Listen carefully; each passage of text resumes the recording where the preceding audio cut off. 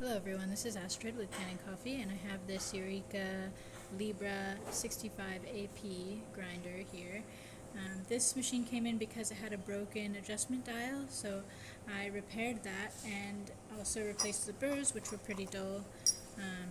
So here are the old ones, and replace them with brand new burrs.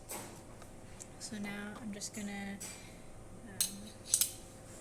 just demo the machine for you, and I have it at pretty much the finest setting so you can see kind of the fine limit of this machine.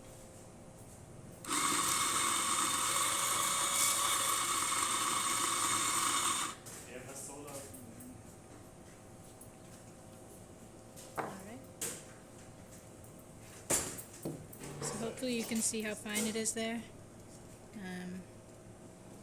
I'm able to kind of form it into a shape. And that's about it for this video. So if you like the video, please subscribe to our channel. Thanks for watching.